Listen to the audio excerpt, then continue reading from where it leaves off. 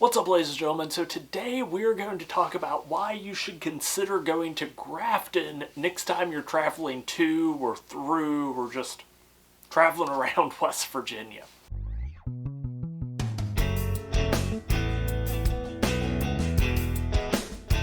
So you might know me, I'm the Best Virginian, and I do West Virginia history and travel videos, kind of bring you along for some of my adventures across the Mountain State. And today I thought I would bring you a little bit of West Virginia history and talk to you about Grafton, West Virginia, probably one of the coolest little towns here in West Virginia. Definitely very rich in history and definitely a great place to check out. Again, it might not be your destination when you come to West Virginia, but it should definitely be part of the trip.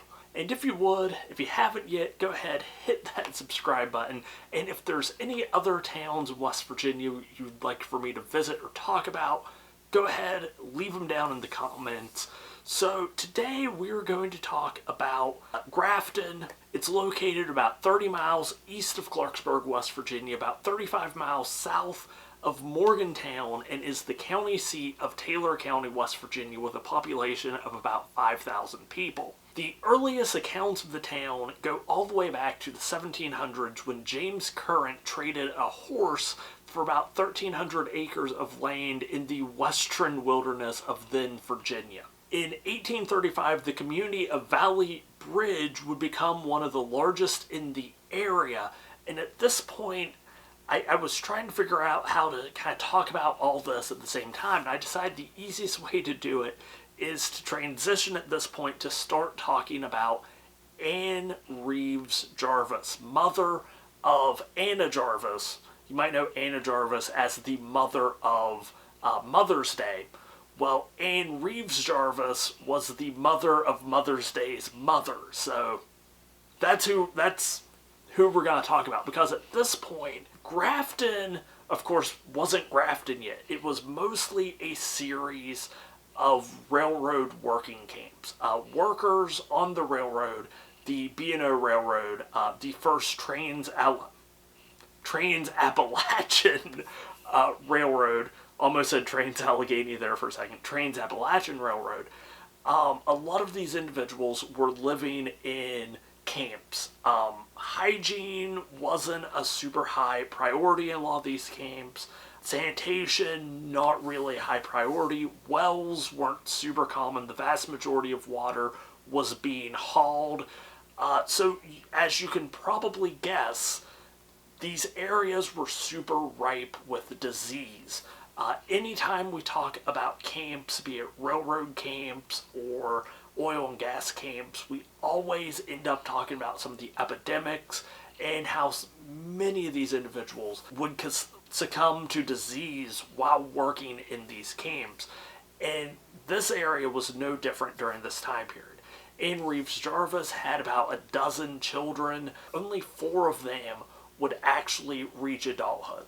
So at this time period, the childhood mortality rate was extremely high, the rate of disease was extremely high, and Anne Reeves Jarvis would regularly do these mother's work days. And basically it was community outreach where she would go out and teach about sanitation, hygiene, boiling water, do drives, donation drives to get money for like medications and things like that to give back to the communities around what is now Grafton. In 1856, the town of Grafton was chartered and named after John Grafton, a B&O railroad civil engineer.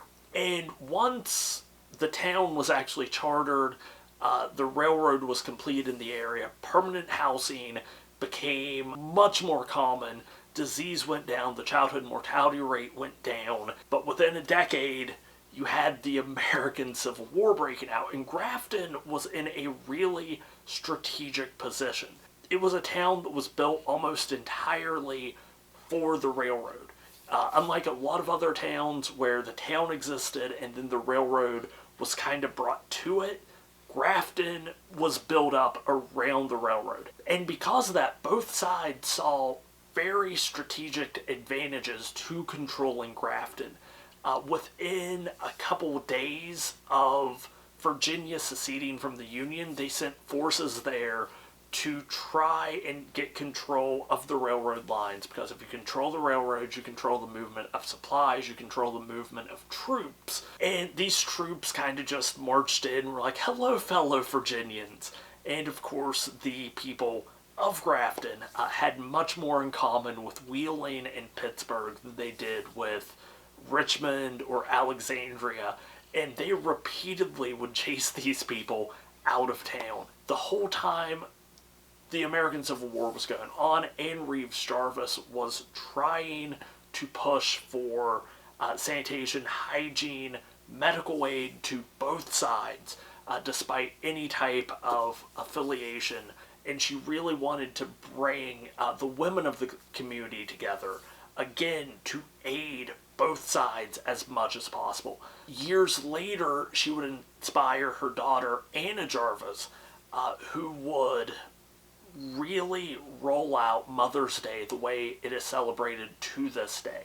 At a special church service at the Andrews Methodist Episcopal Church, which is now known for the International Mother's Day Shrine, it was kind of the first Mother's Day service, and modern Mother's Day kind of rolled out from there.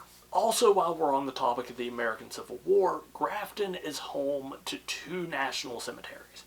The first, the Grafton National Cemetery, which is a relatively small cemetery.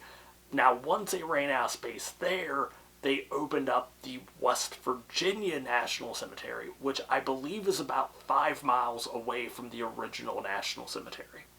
There are some excellent outdoor recreational areas around the Grafton area. Probably the most well-known is Tiger Lake and Grafton Dam. The area holds a special place in my heart because it was the first West Virginia road trip video I ever did, all the way back in 2019, and it comes from the 1930s when several dams were built to make river access in West Virginia a little bit more controllable. Prior to this point, there were times when the Ohio River got so low you could drive across it. And of course, all the devastating floods that happened, not just on the Ohio River, but all the rivers across West Virginia, they kind of built these series of dams in order to try and control the rivers a little bit better. The building of the Grafton Dam created what was then known as the Grafton Reservoir, which is nowadays known as Tiger Lake. In the 1940s, the land was deeded over from the Army Corps of Engineers to the state of West Virginia, and now the park has nearly 10 miles of hiking paths, camping accommodations, and a full 20-room lodge. Also nearby is Valley Falls State Park. It is, I think, about 5 or 6 miles north on Route 250 as you head towards Whitehall, Fairmont, West Virginia, which is a beautiful state park. That one, I have been there several times. I did an entire video about it that you can check out. I'll put a thing to it up here somewhere. And yeah, that's just Grafton, West Virginia. It's a beautiful town to visit, a lot of history, a lot of great things offered there. I hope you enjoyed this video, and I hope you consider checking out Grafton and some of the places in the surrounding area next time you come to and visit West Virginia. If you have any recommendations for places I should talk about next, places I should visit when spring rolls around, go ahead, leave it down in the comments, leave a like. If you haven't yet and you appreciate what I do here, go ahead and hit that subscribe button. But until next time, stay wild, stay wonderful, and I'll talk to you later.